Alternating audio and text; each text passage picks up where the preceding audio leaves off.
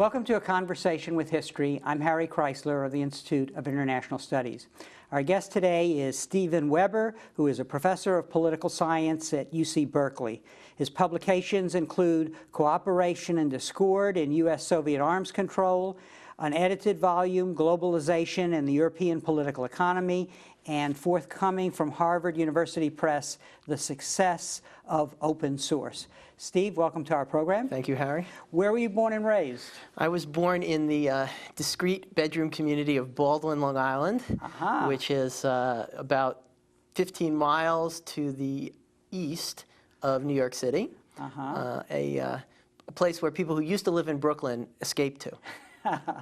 And looking back, how do you think your parents influenced your thinking about the world? Well, you know, they would claim that they determined it in every fashion, but in fact... Tell us the truth. The truth is that we were always, we were part of a community that was politically aware, in part because it was largely made up of next-generation immigrants who had left the Soviet Union or Ukraine or places like this, in part because of the Holocaust. And so there was a kind of an inbred political awareness that there was a world out there that actually did matter. And so even though we were playing, you know, Little League like everybody else, we, you know, usually came home and found out something about what was going on in the world. It's also the case, and I grew up in a generation that was just sort of just old enough to kind of get a sense that there was something going on called the Vietnam War, and that my older sister was participating in protests, and that she was doing that for a reason. And I remember my parents going down to Washington in 1968 for the protests. So we were sort of aware that there was a world out there. And I think just, you know, that kind of awareness as a kid generates some interest that, you know, does not go away as long as you live. And where were you educated? I went to Baldwin High School. And then I went to Washington University in St. Louis, Missouri, where I thought I was going to be a math major. But one of the classes you had to take to be a math major, I remember very distinctly, was at 8 o'clock in the morning. And I tried. I did my best, but I couldn't make it. So I thought, what are my options? And WashU at the time had a very interesting history department. And sort of gravitated towards the history department. They also had a very interesting political science department in a peculiar way, in a way I didn't understand at the time. WashU at that time was sort of the hotbed of public choice and rational choice political science. So people like Jim Ault, Ken Shepsley, Barry Weingast, who later went off to Harvard and Stanford to create a sort of this new subspecialty of political science, were teaching there at the time. And I went into a political science class. I remember Barry Weingast's class, actually. And thinking, oh, this ought to be about political science. And I saw him writing some equations up on the board, and I thought, I'm going back to the history department. I see. You had already decided about math, right? Yeah, I did already decide about math, and I didn't quite understand what that was and how that related to sort of the intellectual trajectory that, you know, remarkably in a sort of peculiar way, I would later find myself back in the middle of. Yeah. Now, and then once you graduated, what had you decided then you wanted to do political science? Well, I had actually no idea what I wanted to do, like most 20-year-olds, and I was unfortunately a little too nervous and insecure about my future to accept the fact that I didn't know what I wanted to do and just go off and take a little time off and think about that. So instead, I raced off to do something, and the thing that seemed, you know, doable at that time was medical school. So I applied to medical schools and went to Stanford and spent the first couple of years in medical school there absolutely loving it, actually. It was really great. Very research-oriented, very knowledge-oriented. There was this sense that you were on the cutting edge of a set of clinical and medical and scientific discoveries. It was a very exciting place to be. And then it changed. Once you move into your third year of medical school and you're in the clinics taking care of patients, it becomes a very, very different sort of profession, much more practice-oriented, much less scientific, much less research-oriented, and it didn't work for me. I could manage it, but I never really was in love with it. So I decided to take a year off and try something else out. So I called the history department at Stanford and said, would you be willing to take a graduate student from another school in one of your courses, graduate courses? And they said, no, we don't accept students from other departments in our graduate courses, but call political science, they'll take anyone. Which is true. That's good. So I called political science, and not really knowing what it was about at the time. And pretty soon I found, a couple of people and a couple of faculty, and just a sense of like, this was something I really wanted to do. So I took a year off. I got a master's in political science. I went back to medical school, did another year of clerkships, and then realized what I really wanted to do was academic political science. And I was lucky enough at that time to meet an extraordinary man, Alex George, who you know, who helped me sort of think about what it was that really attracted me to this field and what were the sort of core set of problems that I was interested in working on. And one thing leads to another, and before you know it, you're in a PhD program, and then you're out. And what was the answer to that question? What were the core subset of problems that you became interested in? I assume from what you just told me, that you were immunized against rad choice before you... Well, actually, no. Yeah. I was attracted to it. The sort of the formalism and the sort of the methodology of using formal models, I found very attractive at the beginning because I had some of the basic math skills. I was attracted to the precision and the desire to answer precise questions in a definitive way. But I think over time I kind of gravitated out towards the larger scale collective action problems. I've always been interested in how it is that large groups of people manage to not just get along with each other, but actually cooperate in ways that upgrade their common interest, as Ernie Haas would have put it, or be productive in the case of open source to make things together. And that's not a problem that one can sort of understand the contours of that problem fairly well with some of the more interesting formal tools. But I found the sorts of problems, at least in the world that I wanted to study, many of the sort of environmental conditions and cultural questions and the issues of what really drives people to work together were things that weren't really amenable to that kind of formal analysis. So I think I sort of moved away from that style of work and From the rad choice. Yeah, and started becoming much more historical. And of course, Alex taught me the skill of using comparative case studies to try to bridge the gap between historical work and the ability to generate, reasonably effective and in some cases even falsifiable theory through the use of history. And the first project that you worked on was arms control regimes? Yes, as often happens in graduate school, I was exposed to a large number of books, and you read most of them, and you remember a very few of them, and then there's always that one or two sort of books or arguments that makes a real impression on you. And I suppose it was 1985 or 1986, I read Robert Axelrod's book, The Evolution of Cooperation, for the first time, and I was drawn to it. Not because it was the most sophisticated argument you could possibly imagine, but precisely because it was almost one of the simplest arguments you could imagine. It was the problem of cooperation in the iterated prisoner's dilemma or long-term games stripped down to the essence of what seemed to make it possible to sustain cooperative equilibria. And Axelrod was very circumspect in his book about asking what kinds of real-world applications of this argument might there be. And he kind of invited people to go out there and, I don't want to say test, but almost play with those arguments to see how they would work in real-world cases. And that was an invitation at the time that I felt like I just, couldn't refuse. So driven by that sort of set of arguments, I went looking for what kinds of cases would make sense to try to develop the theory behind it. And it sort of drew me to the arms control field because it seemed like the right set of cases to test the argument. And of course, I was lucky enough that there was a lot of expertise in that area at Stanford. There were people who had thought about those issues from both, the political science standpoint, from the physics standpoint, from the military standpoint, and they were very generous, in helping me learn the empirical stuff I needed to learn to work with the arguments. If a student were watching this this program, what would you tell them about the skills required to do what you do? We'll talk about what you do in a moment. Yeah. Well, you got to follow your nose and sort of tap into your passion. There's a great deal of pressure, as you know, in school and in graduate school, to become, let me say, prematurely professionalized and worry a lot about how this is going to play on the job market or what people are going to think about the argument you're making. And I've always felt that the kind of work that we do takes so much time and takes so much commitment that unless you really sort of tap into your passion and you focus your mind on trying to answer the question that keeps you up at night, it's very, very hard to sustain it. And then at least my strategy has always been, once you kind of get that in your head and you know that that's what you want to do, you go out and you learn the tools or the history or the empirical subject or whatever it is you need to answer that question. And you bring it to bear on that problem. I remember, when I was in college, I tried to learn Russian because I thought it would be cool to learn Russian.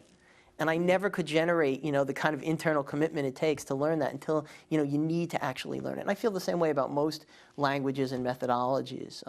Once you understand what you need the tool for, you kind of pull back, and then the energy is there to do it. I get the sense from reading parts of your new book that you're really very passionate about ideas and the role that ideas play in the formation of institutions. Is that correct? Yeah, I think that's where I've ultimately focused much of my energy on, because in some sense, not to demean it, but power is a relatively easy thing to understand. And it is very effective in doing things in the world, as we know. But ultimately, the power of ideas are the things that draw, the material sources of power into some kind of relationship with human beings. And I think it was actually Jennifer Sims, who I think you have interviewed here as well, who said to me once, history is made up of coercion and ideas, and of the two, ideas are the more enduring. I think she's right. She's right. Nothing changes the world like a real good idea. Now, the other sense about you that I get from your readings is that you're very interested in teasing out of reality a perspective about the future. That very important to you is playing with scenarios after, and you've talked about this already, grounding yourself in the reality of whatever enterprise you're looking at. Yes, and well, I can tell you a little story about how that came about, actually, which is an interesting story. This involves Phil Tetlock, who, as you know, used to teach in the psychology department here, is now actually back teaching in the business school. In 1992 or 93, not long after I came here, Phil and I were chatting about how people do or don't make contingency plans. And this was in the wake of reading the transcripts of the Carter administration's, the sort of mini National Security Council meetings in which the Carter administration had decided to go ahead with the hostage rescue effort in Iran in 1979. And these transcripts are really remarkable in the way that some of the Cuban Missile Crisis transcripts were remarkable for people who studied groupthink, Irving Janis and others, that the generals told Carter that they estimated there was about a 60% chance of success on that mission, which, most of us would sort of say is a 40% chance of failure. Well, the really remarkable thing is they had almost no contingency plans. What would you do if this went wrong?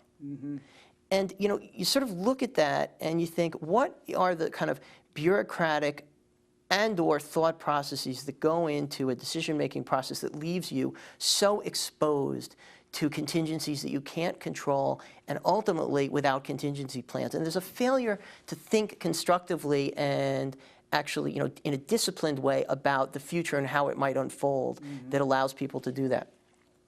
In the course of thinking about that and talking that over with Phil, I read about a book review that had been written by a guy named Peter Schwartz, who happened to live here in Berkeley and had started a little consulting firm called Global Business Network, which was a spin-off from Peter and others who had worked at Shell. And I went to talk to Peter and asked him, how do people plan in business? Because in effect, a company like Shell has to make investments that are going to pay off or not pay off over 15 to 20 years in very large oil fields and so on and so forth. And they need to be able to think about contingencies in a disciplined but also a creative way. And ultimately, the only thing that gives them an advantage over any of their competitors in the market is being able to think more creatively and in a more disciplined way about how events in the future are going to unfold. And Peter taught me a great deal about how to engage theory, evidence, and imagination in structuring people's thinking about the future, and how that can be an extremely valuable and an extraordinarily difficult skill. In sort of playing around with that a little bit, I found that it added a level of discipline to my thinking about the way in which political scientists use theory to explain, or as some people would even say, retrodict. In other words, predict in the past, the past. In a sense, if theoretical structures that we play around with are really good enough to parse out why one thing happened in the past and not something else, then they ought to have some purchase on the future as well. And in the contrary, if you can generate predictive statements about the future, they can be very good ways of testing what you think are the important driving forces in the world. So I've always thought that there was ought to be a constructive dialogue between explaining the past and trying to understand what we think are the most important driving forces that will shape the future. Now you notice how I've balanced the statements a little bit. We can explain the past. I didn't say we should be able to predict the future. But I do think that if we have really good theoretical understanding about a set of driving forces that are very important in shaping the past and how they will transform through the present, then we ought to be able to say some things about the nature of events as they unfold through the future. And I guess that is a way of untangling the baggage that people bring to the political process, the ideological baggage, the other misperceptions that may come from, say, bureaucratic politics and so on. It's not just in the political process. I think generally that you can tap into the sense of indeterminacy that people feel about the future and use it to your advantage to open people's minds, in the sense that the stakes in explanations of the past are often very deep, as you know. They can be, they can have bureaucratic implications. They can have implications for theoretical perspectives that you are, professionally almost destined to defend. And they can have shape for your own career. Whereas, everyone sort of knows that we're equally ignorant in a sense about the future. And when you pull people out into that space, you can sometimes get them to articulate for you and for themselves, frankly, a more scientifically open attitude towards what they think they know about the world, which can be very constructive, for academics, for policymakers, for nonprofit organizations, for businesses, lots of different ways to think about it. I found it to be, kind of a bracing exercise, and it's very interesting to see how people's assessments of what they think they know about the past will change as they understand better what their underlying sense of indeterminacy about the future really is about. I did a very interesting exercise a few years ago with a bunch of academics, a bunch of friends of mine, scholars, most of whom were area studies experts in Middle East politics, and a few American foreign policy folks, people like myself.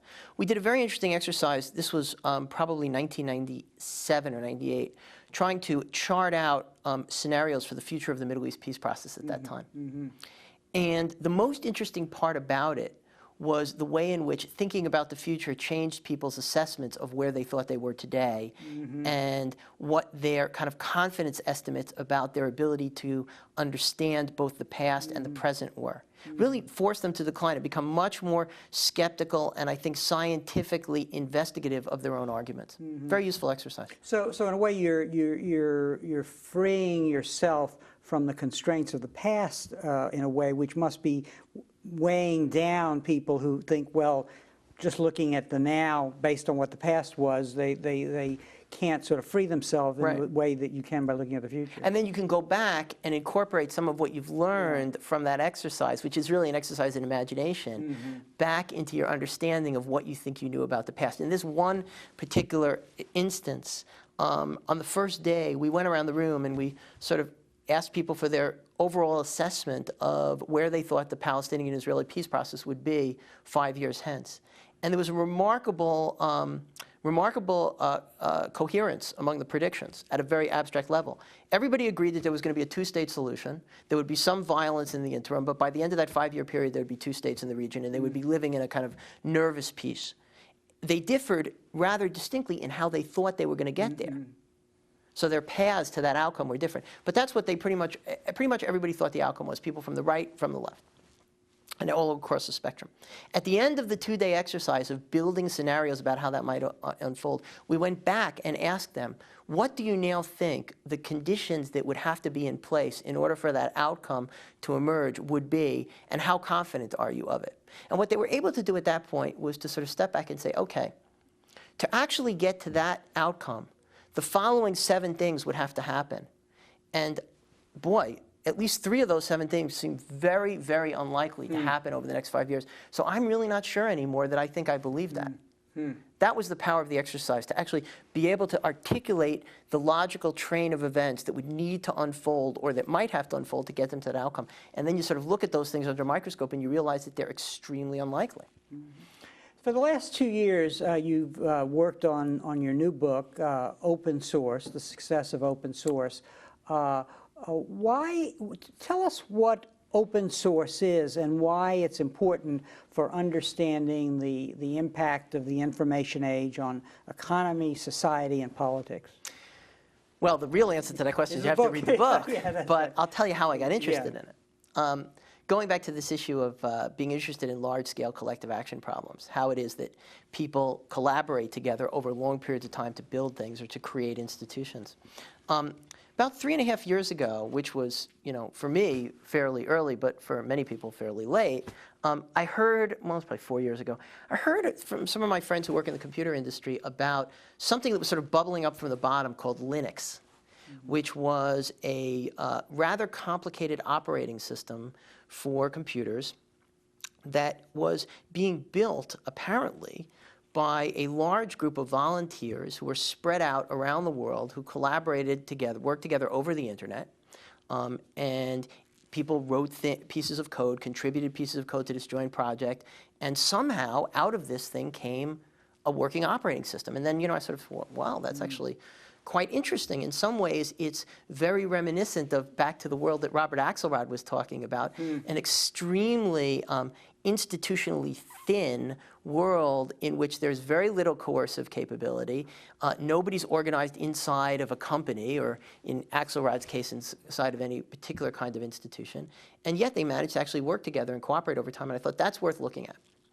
And of course, once I started to look into it, it became more and more interesting because it wasn't just Linux. In fact, there were large numbers of such projects.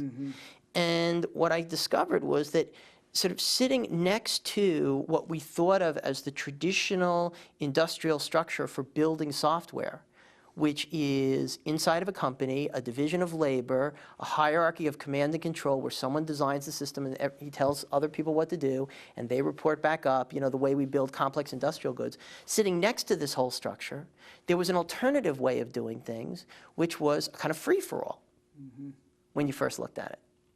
And being a skeptic about the stability of institutional cooperation, as political scientists are, I thought to myself, it can't just be a free-for-all. There has to be some form of organization.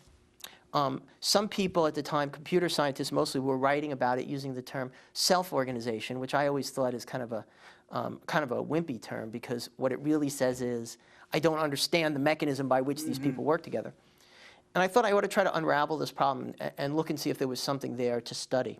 And sure enough, the more time I spent with it, the more I became convinced that what was happening here was that people had essentially lucked onto, in other words, not consciously, designed an alternative means of collaborating in a large-scale community and maintaining that collaboration over time that was really built around a different notion of what it meant to own something. That the core difference that open source software programmers had with proprietary programs was the way they treated the property rights around the software code that they wrote. The real innovation in open source is to say that the code that I write is open, and anything it touches, any code with which it compiles, must be open.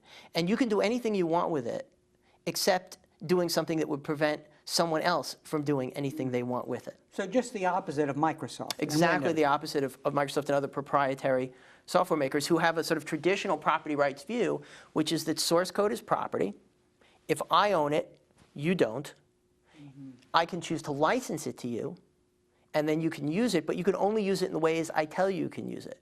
which include not being able to modify it, not being able to redistribute it, not being able to give it away to others. That ecology works. It obviously produces software, and it produces very good software. But the ecology on the other side, the open source ecology, works as well. And what I've tried to do over the last couple of years is sort of unravel that story by understanding the political organization of the community that produces it. It's not a traditional command and control hierarchy. There are no real monetary incentives. There's no real coercive power in the community. Lots of the functions that you see in politics are there. There's leadership. There's decision making. There is sanctioning. People get punished when they do the wrong thing. There are people who are in the community and people who are outside of the community. But the boundaries are maintained in a very different fashion.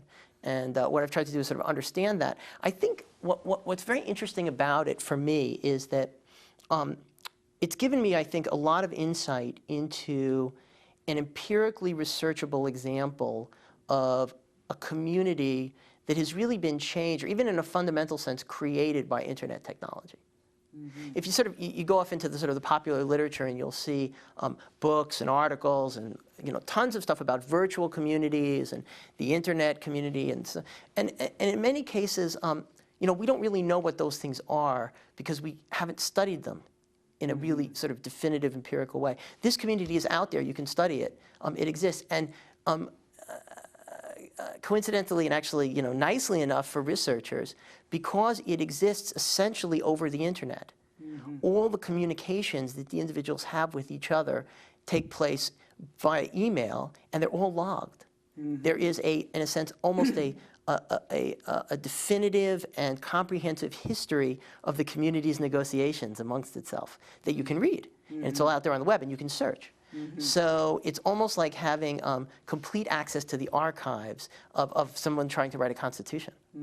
And so it really, you've laid the groundwork yourself by your background with George at Stanford, because it's exactly what he was calling for in his way of doing political science. Right. It was detailed process tracing of historical processes, which you can never do as well in selectively available historical documents as you can in a community that actually logs everything that it says to each other.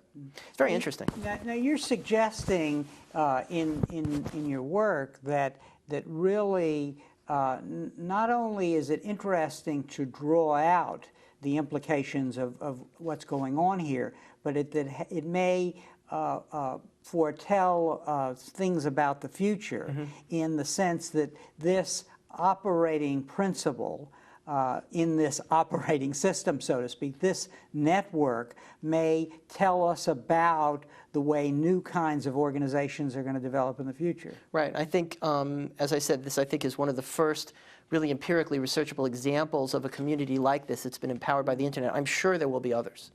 And I've tried in the book to draw out some examples of other kinds of problem domains outside the software world that I think that would be demonstrably available for people to try to organize problem-solving communities like this in those areas. And actually, now that the book is done, I'm beginning a collaborative project with some people here in the computer science department, Jerry Feldman and Enno Saxenian in City and Regional Planning, to try to test some of those ideas in test beds that we're going to actually develop. So I do think it is a harbinger of an alternative form of organization of which we're likely to see more, not less, in the future.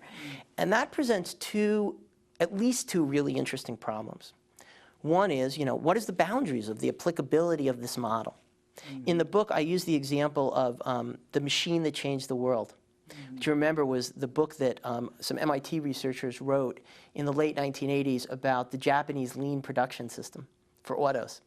And they made the really profound point at that time that what was worth studying about that was not the car that came off the assembly line. It was the way of making things.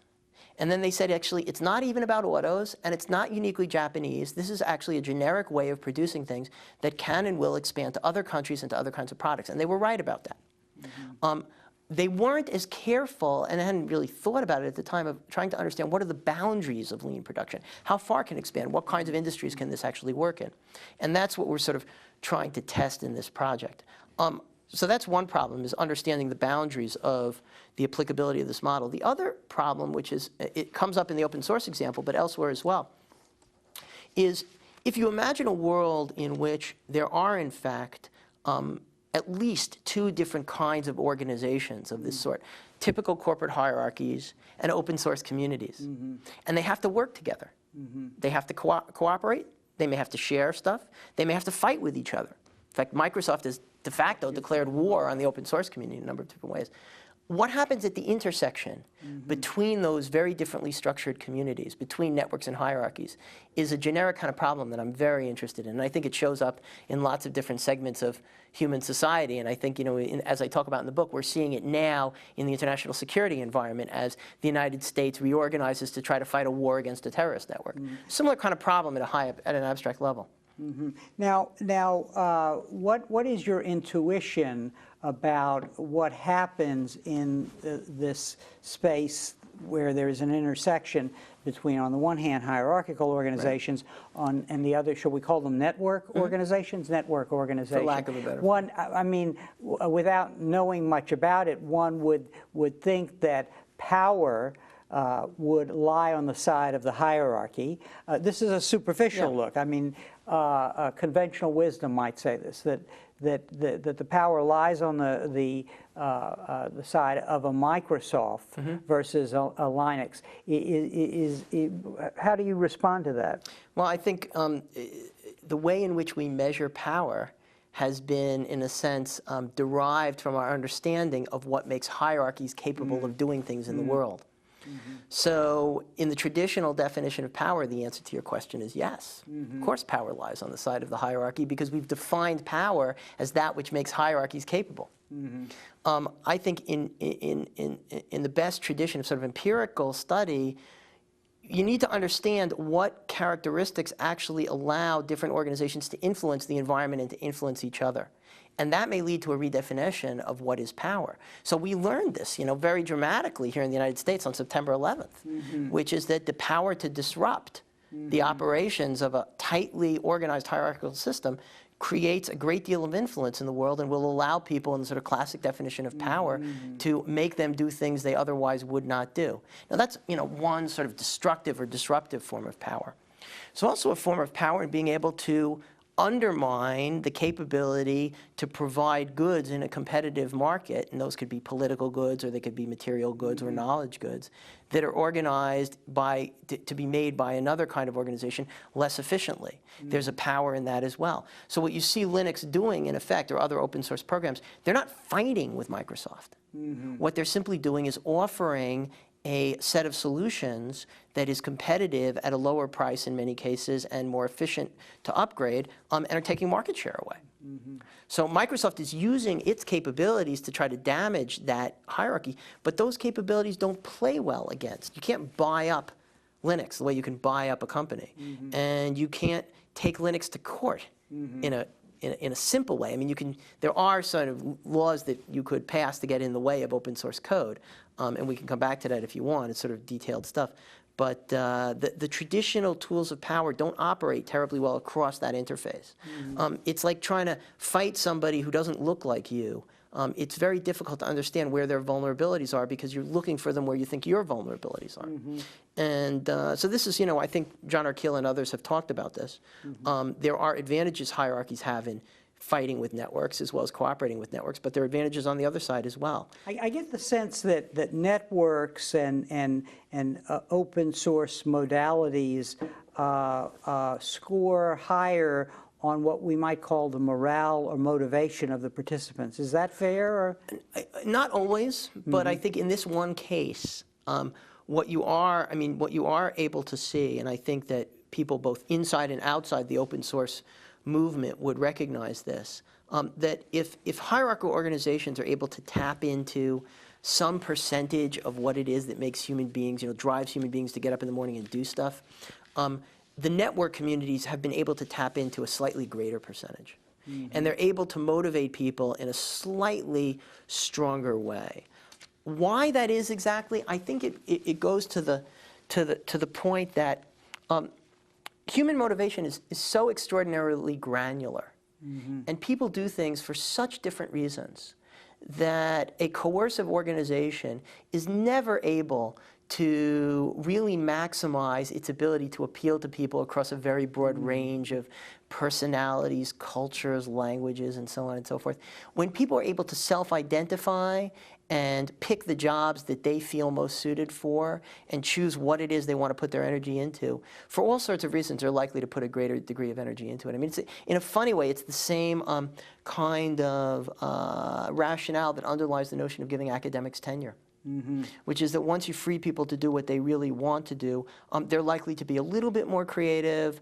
They're likely to stay up a little bit later at night or work a little bit harder to generate, new findings or new ideas about the stuff that really motivates them. And at the core of this is what you call distributed innovation, I think, a point-to-point innovation, so that breakthroughs can occur at all points in the system and not just following the orders from the top. Well, everybody knows in any kind of complicated product, the real knowledge about how that product gets used, whether it is a car or a piece of software or a textbook, lies out on the periphery with the users, the people who use it.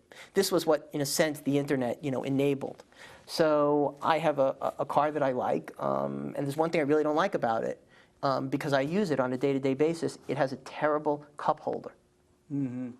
Now, that kind of innovation is happening. And people out on the periphery know that they want this, or they get this bug, or they want to fix this problem.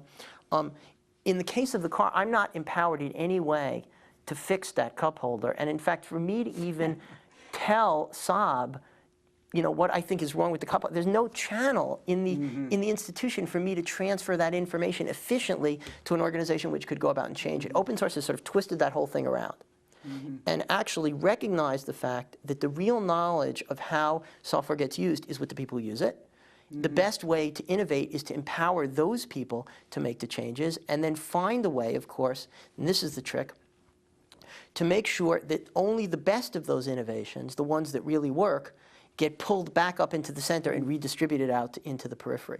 Because out on the periphery, as we know, you look at the World Wide Web, it has enabled everybody to put their opinions and their ideas and their literature and whatever they write up on the web. 99.9% of that stuff is nonsense. 0.1% of it, whatever the percentage, is brilliant. The empowerment of individuals to create that is important.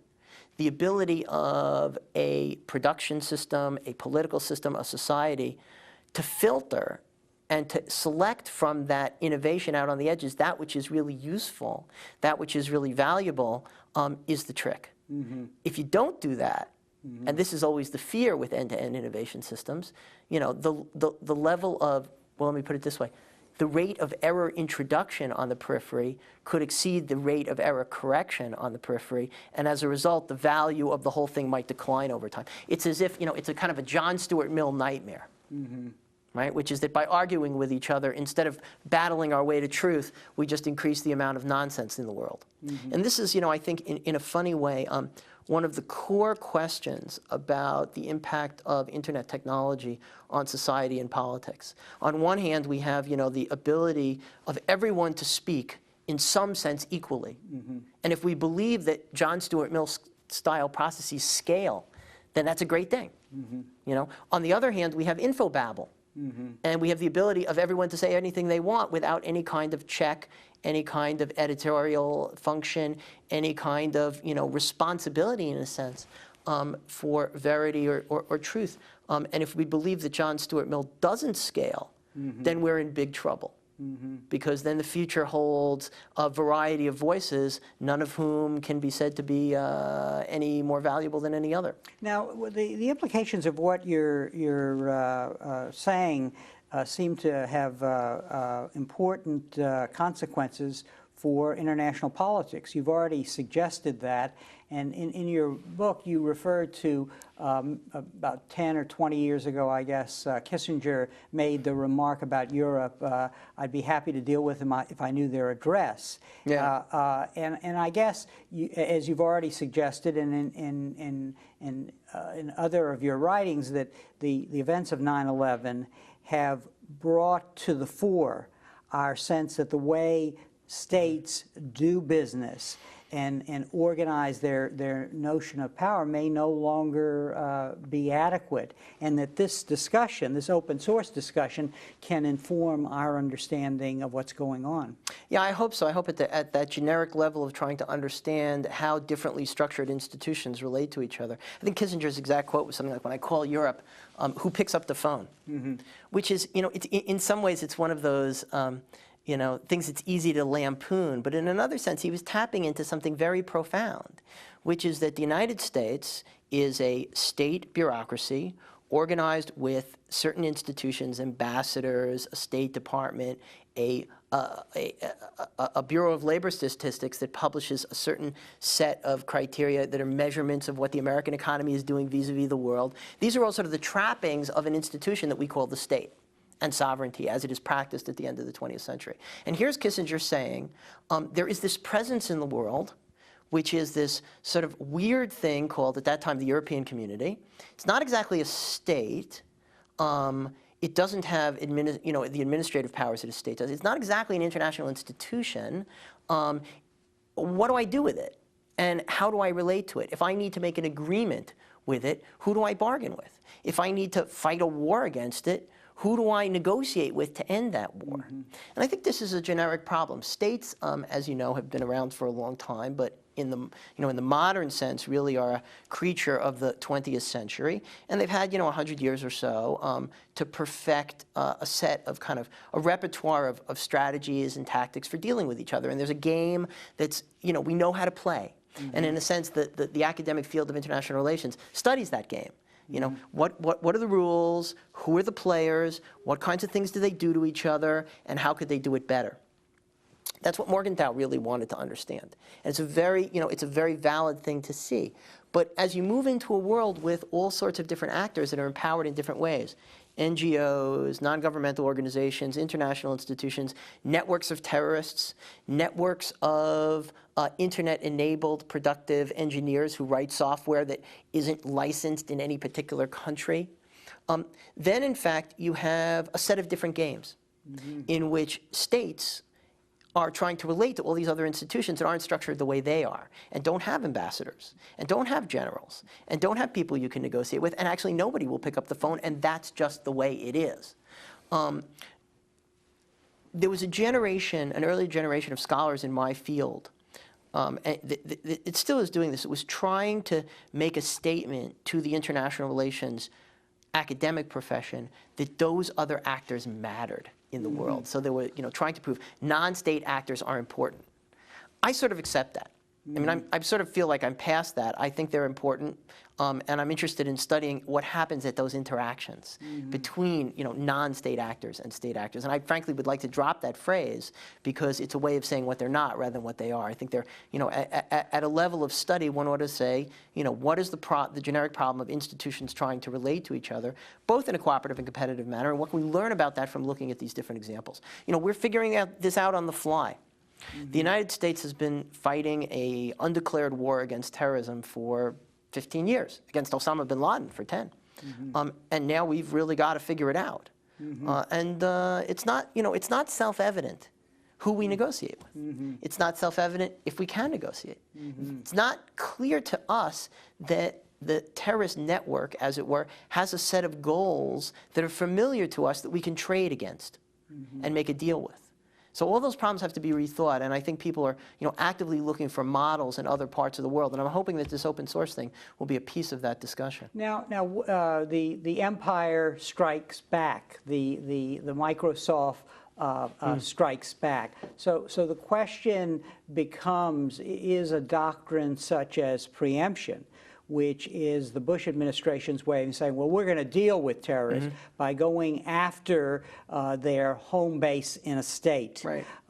And the danger of weapons of mass destruction says we must do that even if we change the rules of the game. Now, and we clearly have done that with Iraq. What's wrong with that kind of strategy? It may not be wrong. In fact, if you don't know how to deal with the institution that you think is actually causing your problem, you go after the institution that you believe supports it, that is familiar to you. So we go after, essentially George Bush stood up I guess it was a week after September 11th, and he said, and he was speaking to state leaders, to the people who are in the same sort of institutional configuration that he is, saying, you are either with us or you are against us in this war. And so what we did was we went after Afghanistan, we went after Iraq. We're going after what we think are the state foundations of these institutions. That may or may not work. You know, it's yet to be seen whether or not we can actually undermine enough potential state sponsors of terrorism that we can weaken the sources of resources that keep terrorist networks alive. I think, you know, one of the interesting and frankly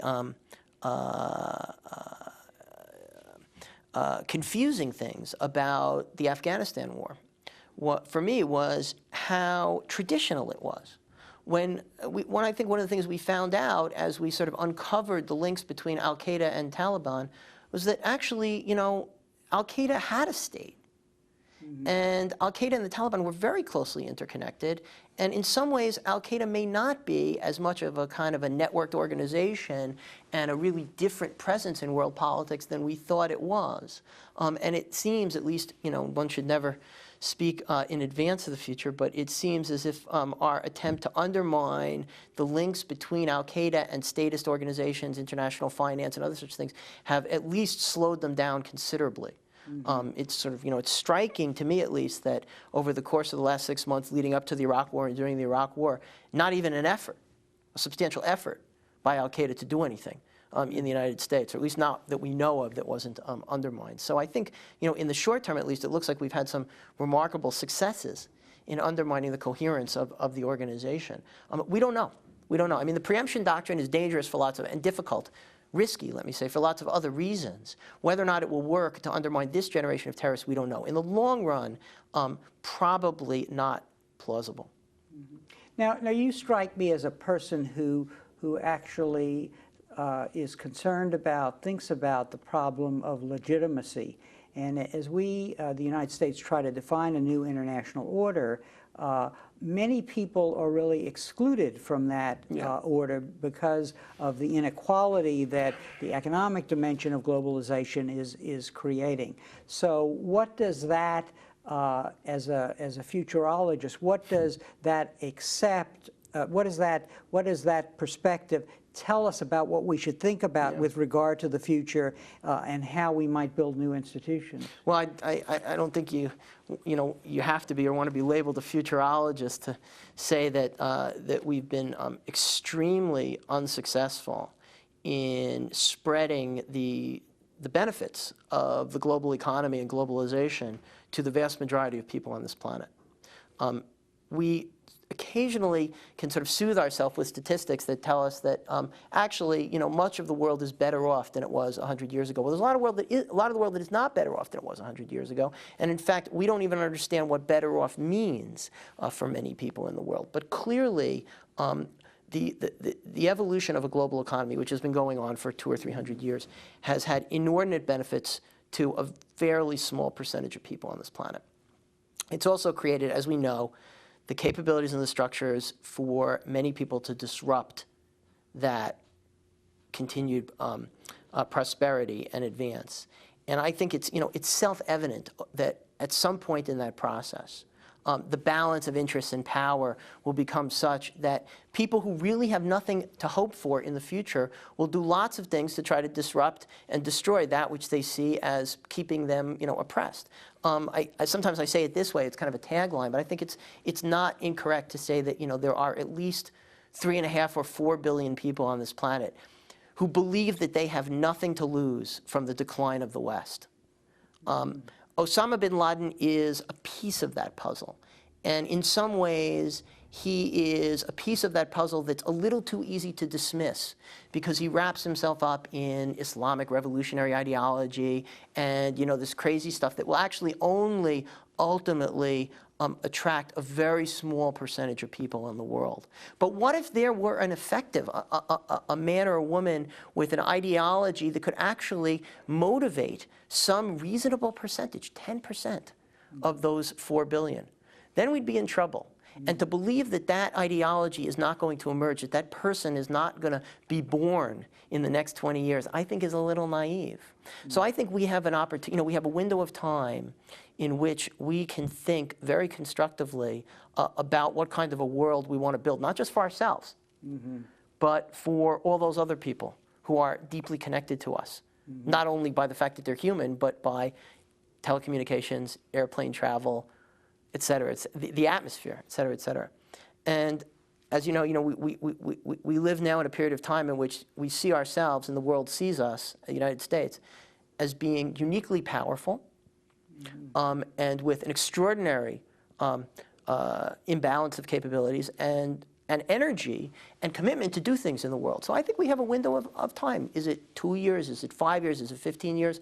I don't know, but I do think it is, now's the time at which we need to stand up and say, what we think that world ought to look like for all those other people as well as ourselves 5 or 7 years out, and start building some institutions that move things in that direction in a way that people see as being honest, an honest effort, and a willingness to experiment, and a willingness to bear costs for those experiments, because most of them will fail, and a willingness to call them a failure and move on to the next experiment, in which case we can probably maintain some hope for ourselves and for everyone else. But if we don't do that, then I think we are, if we keep postponing that kind of vision, then I think we're fighting a losing battle, and it will only get more expensive over time. Now what is the problem here in terms of politics? In other words, what is required to make that leap? Is it leadership? Is it the vision? Is it the two of those together? Is it public opinion, or what? I think it's leadership and vision. I think public opinion is smarter, has a longer time frame than most politicians give it credit for. I think we've learned a lot about the maturity of the American public over the last couple of years. I think I have a personal experience with this.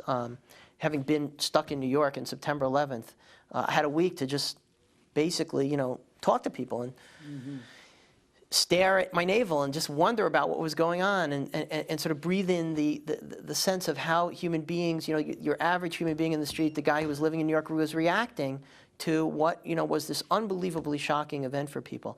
And I come away from that with one real clear lesson, which is that the citizens of this country and the people that we live with and know are much more sophisticated than politicians in Washington give them credit for, and are willing and able to understand the long-term ramifications of the decisions that they make for themselves and their children and for people in the rest of the world.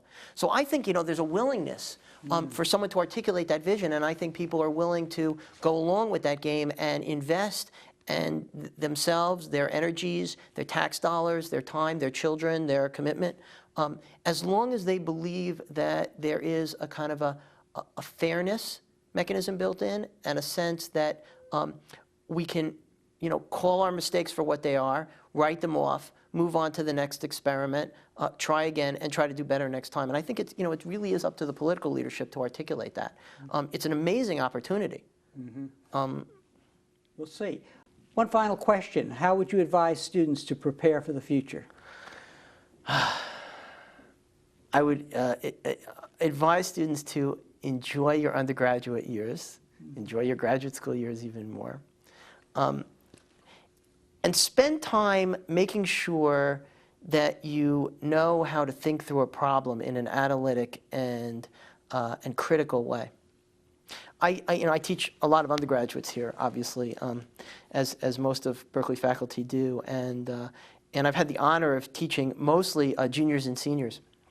And I give them, in my undergraduate international relations class, I try to give them competing viewpoints on a problem in a very distinct way in the stuff that they read. And I've had students early in the semester come to me and say, well, this guy says this, and this woman says this, and they both seem so who's right?